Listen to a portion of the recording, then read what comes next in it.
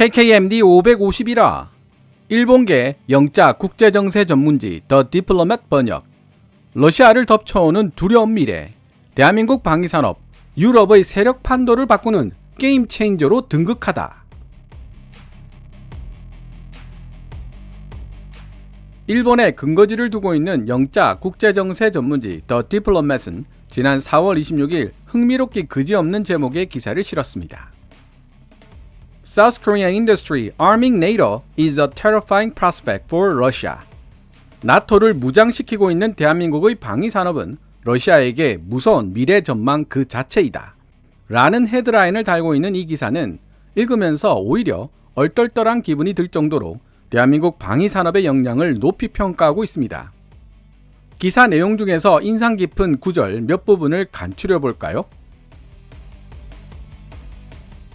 1000대의 K2 흑표 주력 전차들은 압도적인 수준의 물량과 전투력으로 다른 유럽 국가들은 감히 도전할 엄두도 내지 못할 전차 병력을 폴란드에게 제공하게 될 것이다. 대한민국의 방위산업은 서방 블록의 전반적인 전투력 유지에 있어 없어서는 안 될 귀중한 보물이다. 만에 하나 러시아의 구형 전차들이 첨단 기술로 무장한 대한민국의 21세기 주력 전차들과 맞서야 하는 날이 온다면 엄청나게 불리한 상황 속에서 싸울 수밖에 없을 것이다. 미소 냉전이 끝난 이후 러시아와 서방의 방위산업 기반이 눈에 띄게 쇠퇴하는 동안 대한민국의 방위산업은 오히려 눈부시게 성장했으며 이제 유럽의 세력 판도를 바꿀 수 있는 잠재적 게임 체인저로 등극하고 있다. 일본에 근거하고 있는 언론기관에서 발표한 기사라고 믿기가 힘들 정도로 K방산을 극찬하고 있는 기사를 읽으면서 여러 가지 생각을 하게 되었습니다. 먼저 2023년 4월 26일 The Diplomat이 게재한 기사를 번역해보고 제 생각을 말씀드리도록 하겠습니다. 기사 원문은 노란색 글자로 표시됩니다.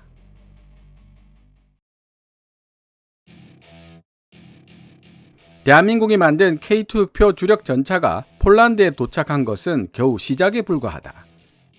지난 3월 말 대한민국 현대로템이 생산한 K2 흑표 주력 전차가 포함된 폴란드 육군의 첫 실사격 훈련 영상이 공개되었을 때 이 한국제 전투자산들은 작년 7월에 주문된 이후 불과 8개월 만에 엄청난 속도로 폴란드 육군에 자연스럽게 녹아드는 경이적인 모습을 보여주었다.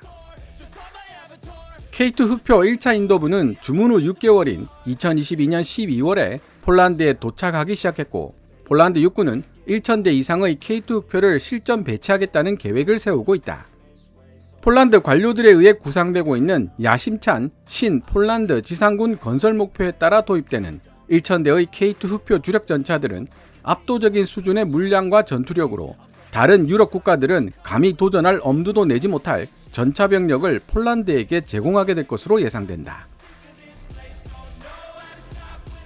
K2 흑표의 유럽 등장은 지상 전력에 있어 힘의 균형을 깰 수 있는 잠재적인 게임 체인저이며 서방 세계, 그 중에서도 특히 폴란드와 높은 긴장 관계에 놓여 있는 러시아의 안보에 심각한 영향력을 미칠 가능성을 지니고 있다. 비록 대한민국이 우크라이나를 무장시키기 시작하라는 서방의 강한 압력에 1년 이상 저항해 왔지만 동유럽의 신흥 군사 강국 폴란드에게 군사 장비를 공급하는 주요 방산 수출국으로 부상하게 되면서 대한민국의 방위산업체들은 러시아와 나토 사이에 발생하고 있는 광범위한 분쟁에서 중요한 역할을 할 수 있게 되었을 뿐만 아니라 러시아, 우크라이나 전쟁에도 간접적인 영향력을 미치게 되었다. 대한민국의 신속한 K2 흑표 인도 덕분에 폴란드는 노후화된 T-72, PT-91 그리고 레오파드2 전차들을 우크라이나로 넘겨줄 수 있게 되는데 이들 전차들은 모두 폴란드 군수 창고로부터 전달되어 우크라이나 육군에 통합되기 시작한 지 오래다. 따라서 K2 흑표가 공급되는 속도는 국경을 접하고 있는 이웃나라 우크라이나의 병력을 강화시킬 수 있는 폴란드의 능력에 직접적인 영향을 미치게 된다. 서방이 생산 중인 유일한 주력 전차인 독일의 레오파드2나 미국의 M1A2 에이브람스의 경우 인도가 시작되려면 아직 몇 년이나 기다려야 한다는 점에서 대한민국 K2 흑표와 확연하게 대비된다. 여러 지표를 통해 살펴봤을 때 대한민국의 방위산업, 특히 지상 플랫폼 제조 산업은 나토 호환 무기를 생산하는 나라들 중 가장 튼튼한 기초 체력을 보유하고 있으며 덕분에 대한민국의 방위산업은 서방 블록의 전반적인 전투력 유지에 있어 없어서는 안 될 귀중한 보물이라는 평가를 받고 있다. 폴란드의 K2 흑표 구매는 대한민국이 수주한 주요 무기 주문의 한 예일 뿐이지만 이러한 대한민국의 방위산업 능력 덕택에 우크라이나를 무장시킬 수 있는 서방 세계의 역량이 극적으로 증대되었던 것이다. 보다 최근의 예로는 올해 4월 초 우크라이나와 국경을 맞대고 있는 동맹국들이 좀 더 많은 양의 미군 비축물자를 우크라이나로 보낼 수 있도록 미국 정부가 대량의 한국산 군수물자를 주문한 사실을 들 수 있다. K2 흑표는 2010년대 중반부터 대한민국 육군에 도입되었으며 이는 곧 1979년에 도입된 레오파드2나 1980년에 도입된 M1 에이브럼스 같은 라이벌들보다 35년 이상 새로운 모델이라는 뜻이 된다. 지난 40년 동안 레오파드2와 M1 에이브럼스 같은 서방의 구형 전차들에 대한 현대화 작업이 꾸준하게 이루어지기는 했지만 그럼에도 불구하고 K2 흑표와의 사이에 놓여진 35년이라는 시간적 차이는 전차 성능의 여러 측면에서 반영될 수밖에 없다. 대한민국이 만든 K2 흑표 전차 군단은 폴란드 육군에게 유럽에서 가장 뛰어난 성능의 주력 전차를 제공하고 있을 뿐만 아니라 여러 가지 이유에서 러시아 전차를 뛰어넘는 상당한 이점을 제공하고 있다. 미소 냉전이 종식된 이후 유럽뿐만 아니라 러시아 역시 최전선에 배치된 주력 전차들을 현대화시키는 작업에 대한 투자를 게을리해 왔으며 기갑부대 대부분은 구소련 시대에 만들어진 T-72를 현대적으로 개량시킨 T-72B3M 같은 전차들로 구성되어 있다. 구소련은 T-95 전차 같은 전도 유망한 차세대 전차를 개발하고 있는 중이었지만 러시아는 이 프로젝트마저도 취소해버렸던 것이다. T-95의 양산화 버전으로 이해되고 있는 T-14 아르마타 전차 역시 설계상으로 봤을 때는 K2 흑표를 능가하는 이점을 제공할 수 있는 잠재력을 가지고 있을 것으로 보여지지만 그럼에도 불구하고 지금까지 한 번도 실전에서 운용되지 않았다.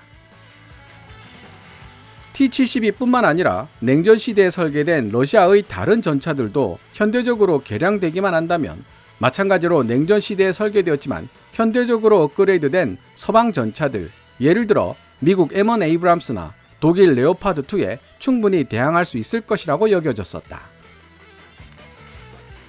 하지만 북대서양 조약기구 나토군의 한국산 주력 전차 K2 흑표가 대거 투입되면서 러시아의 그러한 셈법은 하루아침에 무용지물이 되었다. 만에 하나 러시아의 구형 전차들이 첨단 기술로 무장한 대한민국의 21세기 주력 전차들과 맞서야 하는 날이 온다면 엄청나게 불리한 상황 속에서 싸울 수밖에 없을 것이다. 상대적으로 적당한 수준의 운용 비용과 까다롭지 않은 수준의 유지 보수를 필요로 하는 K2 흑표는 우수한 기동성을 지니고 있으며 자동 장전 장치를 탑재한 덕분에 감소된 운용 인원과 매우 빠른 발사 속도를 자랑한다. 게다가 서방의 다른 전차들보다 2배 이상 넓은 교전 범위까지 제공한다. K2 흑표에는 밀리미터 대역 레이더를 포함한 다양한 첨단 센서들이 통합되어 있어 개별 차량과 네트워크로 연결된 모두에게 높은 상황 인식 능력을 제공한다. 대전차 무기들로부터 유발되는 잠재적 위협에 대한 빠른 경고도 이러한 상황 인식에 포함된다.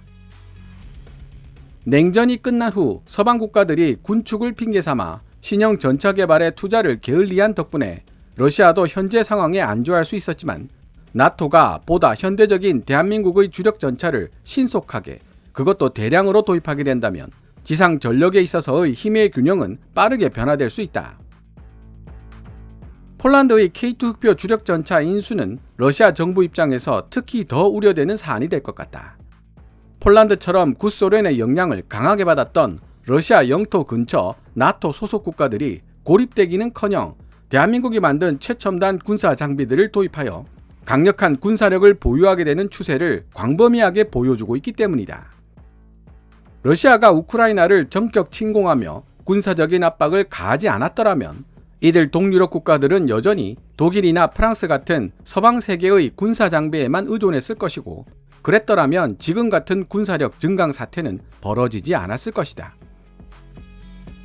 K2 흑표만 놓고 보면 터키가 국내에서 생산하는 K2 흑표의 파생형 알타이 형태로 1,000대 이상을 인수할 것으로 예상되는 가운데 노르웨이와 핀란드 또한 K2 흑표를 도입할 가능성이 높은 잠재적 고객 국가로 분류된다. 알타이를 K2 흑표의 파생형으로 보는 더 디플로맷의 기사에 터키 밀떡들은 동의하기가 힘들겠지만 K2 흑표를 설계한 기술들 중 상당수가 알타이에 적용되었다는 이야기는 여러 군사 전문지들을 통해 확인할 수 있는 팩트입니다. 더구나 한국형 파워팩 완제품이 알타이 1차 생산분 100대에 탑재된다는 점에서 다른 말을 하기도 어렵습니다. 다만 터키는 바투 파워팩을 자체 기술로 개발하고 이를 2차 생산분부터 적용하여 총 1,000대의 알타이를 보유하겠다는 계획을 세워놓고 있습니다. 하지만 폴란드 군사 전문지 디펜스24가 지적하고 있듯이 파워팩 기술은 5년, 10년이 아니라 20년 이상의 호흡을 가지고 개발해야 하는 난이도 높은 기술이기 때문에 과연 터키 정부의 계획대로 진행될지는 지켜봐야 알 수 있는 일이 되겠죠. 노르웨이 주력 전차 수주전에서 이미 레오파드 2A7을 선정한 상황임에도 불구하고 더 디플로맷은 노르웨이의 K2 흑표 도입 가능성이 높다고 분석하고 있는데요. 글쓴이가 착각을 한 것이 아니라면 노르웨이가 K2 흑표를 추가적으로 도입할 가능성이 없는 것은 아니라는 뜻으로 이해됩니다. 사실 폴란드처럼 주력 전차 수주전에서 미국의 M1A2 에이브럼스를 선정했지만 나중에 다시 K2 흑표를 1,000대나 도입한 케이스도 존재하기 때문입니다. K2 흑표 주력 전차와 마찬가지로 러시아 및 서방의 경쟁자들에 비해 많은 장점을 자랑하는 K9 자주포는 이미 에스토니아, 핀란드, 노르웨이 그리고 터키에서 실전 운영되고 있으며 폴란드는 1,000문에 육박하는 K9 자주포를 실전 배치할 것으로 예상된다. K9 썬더는 전 세계 자주포 시장의 약 절반을 장악하고 있으며 나토 규격과 호환되는 궤도형 자주포 시장의 압도적인 지배자로 군림하고 있다. 288문의 K239 천무 다연장 로켓포를 주문한 폴란드는 2023년 연말부터 초도 생산분을 인도받게 될 것으로 보이며 노르웨이와 루마니아 두 나라 모두 K239 천무 다연장 로켓포 시스템의 유력한 구매 후보로 예상된다. 지금 폴란드가 하고 있는 것처럼 대규모로 전차와 자주포를 구매한다고 해도 거기에 들어가는 비용은 공군의 전투기나 해군의 수상 전투함을 현대화하는 데 들어가는 비용보다 상당히 저렴한 편에 속한다. 그 말인즉슨 예산이 충분하지 않은 저소득 유럽 국가에서도 K2 흑표, K9 썬더, K239 천무 같은 고가의 지상 플랫폼들을 대규모로 인수하는 것도 충분히 가능하다는 뜻이다. K방산이 지니고 있는 비용적 강점과 더불어 주문 이후 실제 인도가 시작되기 전까지 거의 5년 가까운 시간이 걸리는 서방의 전차들과는 달리 놀랍도록 빠른 K방산의 배송 속도 또한 러시아로 하여금 동부 국경지역의 안보대에 가지고 있던 셈법을 근본적으로 바꾸도록 강요하고 있다. 미소냉전이 끝난 이후 러시아와 서방의 방위산업 기반이 눈에 띄게 쇠퇴하는 동안 대한민국의 방위산업은 오히려 눈부시게 성장했으며 러시아에 대항하는 나토의 전력, 특히 지상군 전력 강화에 지대한 공헌을 하게 되면서 대한민국의 방위산업은 이제 유럽의 세력 판도를 바꿀 수 있는 잠재적 게임 체인저로 등극하고 있다. 그러나 북대서양 조약기구 나토가 대한민국 방위산업으로부터 적극적인 도움을 기대할 수 있는 반면 러시아는 자국군에 필요한 군수품을 지원해 줄 수 있는 해외 파트너를 보유하지 못한 것으로 보인다.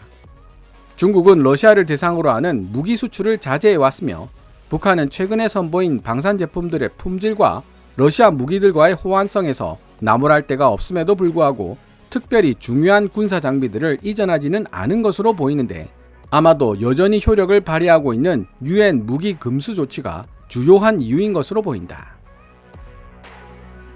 유럽 국가들을 대상으로 한 대한민국의 무기 공급 사례는 지난 30년 동안 방위산업을 비롯한 대한민국의 산업 기반이 서방 세계의 방위산업 및 산업 기반과는 완전히 상반되는 방향으로 발전해왔다는 사실을 극명하게 보여주고 있다. 대한민국 방위산업의 놀라운 발전 추세는 1992년 이후 지상군 장비의 현대화를 소홀히 한 러시아에게 톡톡한 대가를 치르게 만들 수 있다. 어디 그뿐인가? 러시아를 넘어 유럽의 방위산업체들, 그 중에서도 특히 지난 2세대에 걸쳐 유럽 대륙에 주력 전차를 공급해왔던 독일 방위산업체들은 전차 같은 기갑 차량뿐만 아니라 광범위한 지상 플랫폼 유형에서 대한민국 방위산업은 제공할 수 있지만 자신들은 제공할 수 없는 요소 사이의 차이를 점점 분명하게 드러내면서 가장 심각한 패배자가 될 것으로 예상된다. 대한민국 K방산의 경쟁력은 유럽 방위산업의 쇠퇴 추세를 더욱 가속화시킬 것이다. 유럽 방위산업체들의 쇠퇴를 가속화시키는 압박은 이미 미국으로부터 오고 있다. 5세대 스텔스 전투기 F-35가 유럽 대륙에서 열린 거의 모든 전투기 수주전에서 유럽산 전투기들을 압도적인 차이로 따돌리고 입찰을 따낸 것이 좋은 예다. 전투기 플랫폼 시장에서 F-35가 이루어낸 업적을 지상 플랫폼 시장에서 다시 구현해낼 수 있는 가장 유력한 위치에 있는 존재들이 바로 대한민국이 만들어낸 K2 흑표, K9 썬더, K239 천무 같은 한국산 지상 무기 체계들이라고 할 수 있다.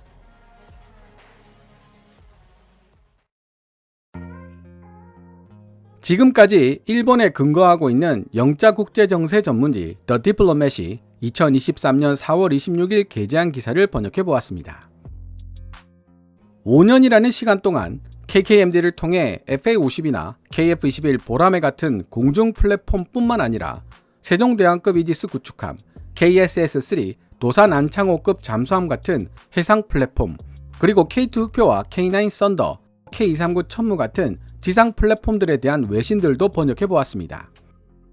하지만 지금까지 번역했던 외신들 중 대한민국이 만들어낸 무기 체계들에 대해 이번 더 디플로맷이 쓴 기사보다 더 긍정적인 시각을 보여준 기사는 없었다고 감히 말씀드릴 수 있을 것 같습니다. 최근 한미일 3국 간 공조가 그 어느 때보다 강조되고 있는 분위기인 동시에 한동안 얼어붙어 있었던 한일 관계가 복원되는 분위기라는 점에서 더 디플로맷의 기사가 전혀 무관하지는 않을 것입니다. 기사를 읽고 난 후 갑자기 기사를 작성한 A.B. 에이브럼스가 어떤 인물일지 궁금증이 생겼습니다. A.B. 에이브럼스는 동아시아를 중심으로 국제 안보와 지정학에 대한 폭넓은 저술 활동을 해왔으며 런던 대학교에서 관련 분야 석사학위를 받은 인물입니다. AI에서 5G로 이어지는 중국과 미국의 기술 전쟁, 세계 질서의 미래를 형성하기 위한 투쟁이나 부동의 목표 초강대국 미국과 70년을 싸워온 북한 같은 책을 편찬했다고 하네요.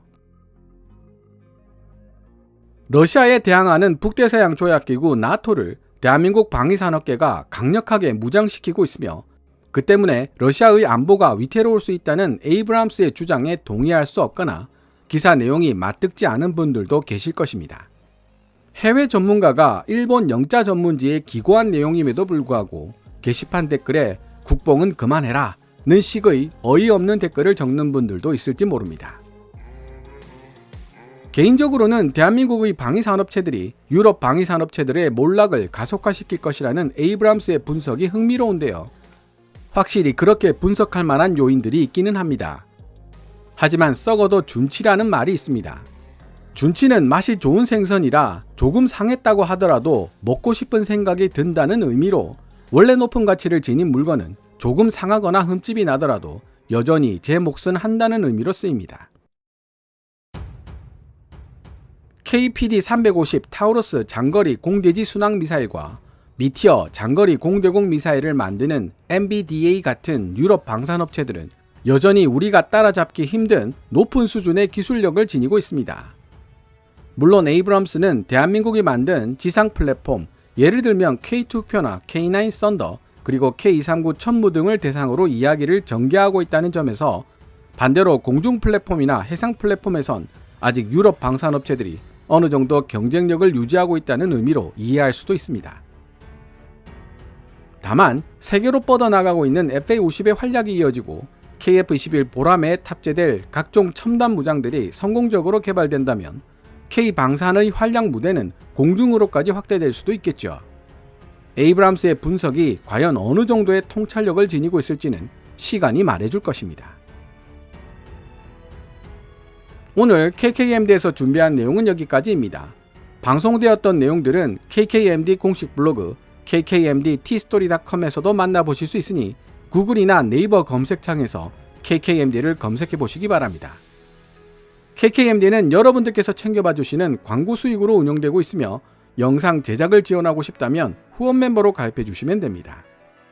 지금까지 시청해 주셔서 감사합니다. Kevin's Military Channel KKMD